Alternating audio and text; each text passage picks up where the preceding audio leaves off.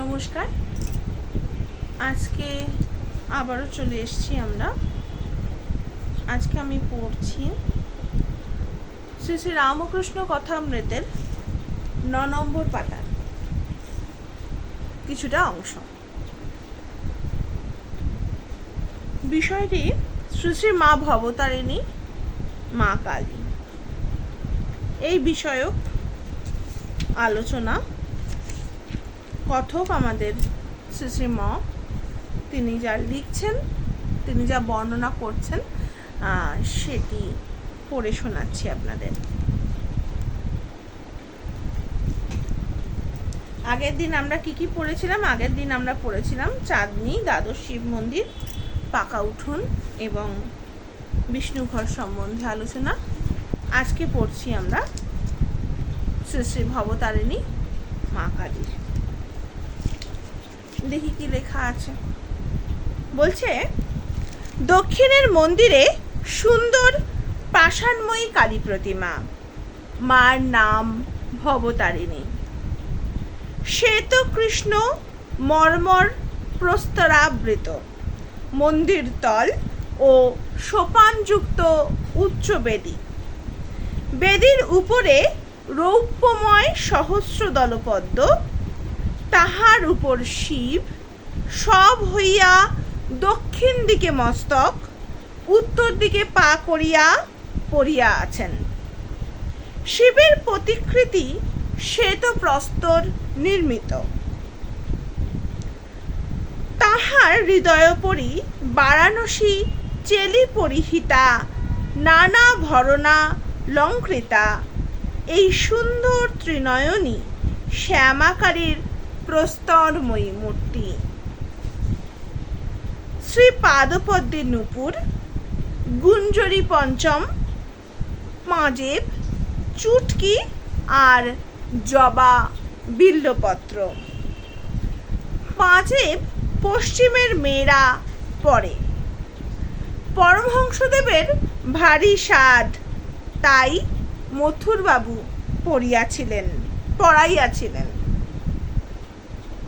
ব্যাপারটা হচ্ছে গিয়ে, ঠাকুর বোধহয় জানতেন যে দক্ষিণেশ্বরে মা কালীর কাছে পশ্চিমের মেয়েরাও আসবে, অর্থাৎ বিদেশিনীরাও আসবেন তার কাছে। সেই জন্য তারা যেরকম অলংকার পরেন সেই রকমই একটি অলংকার হচ্ছে এই পাঁজেব, যেটা মাকেও পরানো আছে। মার হাতে সোনার বাউটি, তাবিজ ইত্যাদি। অগ্রহাতে বালা, নারিকেল ফুল, পইচে, বাউটি, মধ্য হাতে তার, তাবিজ ও বাজু। তাবিজের ঝাপা দোদুল্যমান। গলদেশে কি শোভা পাচ্ছে? গলদেশে শোভা পাচ্ছে চিক, মুক্তার 7 নর মালা, সোনার 32 নর তারাহার ও সুবর্ণ নির্মিত মুন্ডমালা, মাথায় মুকুট, কানে কানবালা, কানপাশ, ফুল ঝুমকো, চৌদানি ও মাছ, নাসিকায় নথ, নোলক দেওয়া। ত্রিনয়নীর বাম হস্তদ্বয়ে নৃমুণ্ড ও অসি, দক্ষিণ হস্তদ্বয়ে বরাভয়। কোটিদেশে নরকরমালা, নিমফল ও কোমরপাটা। মন্দির মধ্যে উত্তর পূর্ব কোণে বিচিত্র সজ্জা। মা বিশ্রাম করেন। তার মানে এখানে বলা হচ্ছে, প্রথমে মা কি অলংকারে সজ্জিতা, মন্দিরটি কেমন তার একটা বর্ণনা রয়েছে, এবং তারপর মা কি অলংকারে সজ্জিতা হয়েছেন সেটারও বর্ণনা রয়েছে। এবং তারপরে কি বলছে না, মন্দিরের মধ্যে উত্তর পূর্ব কোণে একটি বিচিত্র সজ্জা রয়েছে। মানে আমরা যেরকম নিজেদের জন্য যেরকম আমাদের বিছনা থাকে, সেরকম ঈশ্বরের জন্য একটা বিছনা রয়েছে, সেখানে মা কি করেন না, সেখানে মা বিশ্রাম করেন। এর মাধ্যমে কিন্তু আবারও বোঝানো হয় যে ঈশ্বর শুধুমাত্র ঈশ্বর ঈশ্বর করে শুধুমাত্র পুজো করার জিনিস নন, তিনি কিন্তু আমার আপনার মতনই একজন নিজের জন এবং সবচেয়ে প্রিয় এবং সবচেয়ে কাছের জন।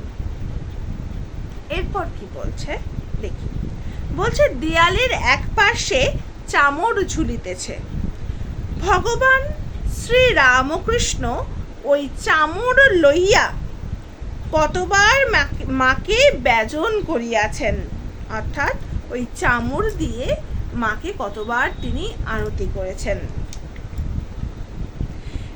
বেদির উপর পদ্মাসনে রূপার গেলাসে জল, তলায় সারি সারি ঘটি, তন্মধ্যে শ্যামার পান করিবার জল, অর্থাৎ নিচে অনেকগুলি ছোট ছোট ঘটিতে জল রাখা রয়েছে, তার মধ্যে শ্যামা মা অর্থাৎ মা কালীর জন্য একটি ঘটিতে কি রয়েছে, জল রয়েছে।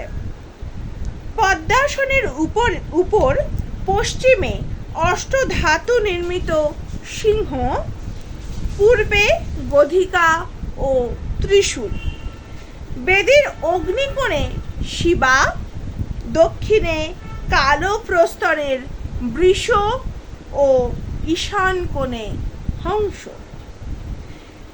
বেদি উঠিবার সোপানে রৌপ্যময় ক্ষুদ্র সিংহাসনোপরি নারায়ণ শিলা, এক পাশে পরমহংসদেবের সন্ন্যাসী হইতে প্রাপ্ত অষ্টধাতু নির্মিত রামলালা নামধারী শ্রী রামচন্দ্রের বিগ্রহ মূর্তি ও বানেশ্বর শিব।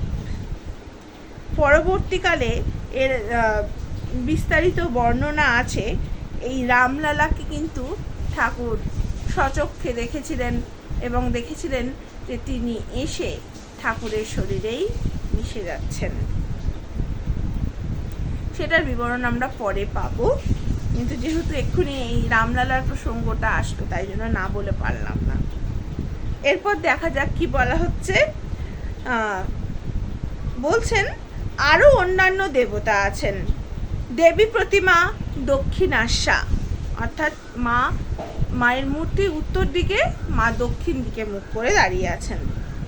ভবতারিণীর ঠিক সম্মুখে অর্থাৎ বেদির ঠিক দক্ষিণে ঘট স্থাপনা হইয়াছে। সিন্দুর রঞ্জিত পূজান্তে নানা কুসুম বিভূষিত পুষ্পমালা শোভিত মঙ্গল ঘট। দেয়ালের এক পাশে জলপূর্ণ তামার ঝাড়ি, মা মুখ ধুইবেন। ঊর্ধ্বে মন্দিরে চাঁদোয়া, বিগ্রহের পশ্চাৎ দিকে সুন্দর বারাণসী বস্ত্রখণ্ড লম্বমান। বেদির চারিকোণে রৌপ্যময় স্তম্ভ, তদুপরি বহুমূল্য চন্দ্রাতপ, উহাতে প্রতিমার শোভা বর্ধন হইয়াছে। এখানে পিছন দিকে যেটা থাকে সেটা বোধহয় চাঁদমালা বলে, চাঁদমালার কথাই বোধহয় বলছে এখানে, চন্দ্রাতপ খুব একটা বাংলায় ভালো নেই তাই বলতে পারছি না, এইটুকুই জানি। মানে এটা যদি অন্য কোনো মানে হয়ে থাকে আমাকে একটুখানি জানাতে পারেন। আচ্ছা, এরপর বলছে মন্দির দোহারা। দালানটির কয়েকটি ফুকর সুদৃঢ় কপাট দ্বারা সুরক্ষিত। একটি কপাটের কাছে চৌকিদার বসিয়া আছেন। মন্দিরের দ্বারে পঞ্চপাত্রে শ্রী চরণামৃত, মন্দির শীর্ষ নবরত্ন মণ্ডিত। নিচে থাকে চারিটি চূড়া, মধ্যের থাকে চারিটি ও সর্বোপরি একটি চূড়া এখন ভাঙিয়া রহিয়াছে এই মন্দিরে, এবং রাধাকান্তের ঘরে পরমহংসদেব পূজা করিয়াছিলেন। আজকে শুধুমাত্র এই মায়ের মন্দিরের বর্ণনা, মানে মায়ের ভবতারিণী মায়ের মন্দিরের যে বর্ণনা, শুধুমাত্র মায়ের মন্দিরটুকুই বর্ণনা করা যেটুকু রয়েছে সেটুকুই পড়লাম। পরের দিন আবার অন্য অংশটুকু পড়ব, পরের অংশটুকু পড়ব কিছুটা। চন্দ্রাতপ মানে চাঁদমালা নাকি না চাঁদোয়া না কি বলে আমি জানি না সঠিক। যদি আপনাদের কারোর জানা থাকে আমাকে একটু বলবেন, সেটা আমি জানি না। পড়লাম ঠিকই, কিন্তু এটার মানে আমার জানা নেই। যদি আপনাদের জানা থাকে তো আপনারা একটু জানাবেন। আর যদি ভালো লাগে, যদি মনে হয় যে এই ভিডিওটা কারোর কাছে শেয়ার করবেন, তাহলে শেয়ার করে দেবেন, সঙ্গে থাকবেন। নমস্কার। ঠাকুরমা স্বামীজির স্মরণটা করে নিই, আগের দিন আমাদের করা হয়নি, এটা আমার ভুল হয়ে গেছে, তো আজকে সেটুকু করছি। যারা পারবেন তারা মনে মনে করুন, আর যারা শুধু শুনতে চাইছেন তারা শুধু শুনুন। ওম স্থাপকায় চ ধর্মস্য সর্বধর্ম স্বরূপিণে অবতার বরিষ্ঠায় রামকৃষ্ণায় তে নমঃ। জননীং শারদাং দেবীং রামকৃষ্ণং জগদ্গুরুং পাদপদ্মে তयो শ্রিত্वा প্রণমামি মুহুর্মুহুঃ। নমস্তে জ্যোতিরাজায় বিবেকানন্দ सूरये सच्चित् सुख स्वरूपाय स्वामिने तपहारिणे। नमो निरञ्जनं नित्यम् अनन्तरूपं भक्तानुकम्पाधृत विग्रहं वै ईशावतारं परमीशमिढ्ढं तम रामकृष्णं शिरसा नमामः। ओम शांति शांति शांति। हरि ओम तत्सत्। श्री श्री रामकृष्ण अर्पणमस्तु। जय माँ जय माँ जय माँ।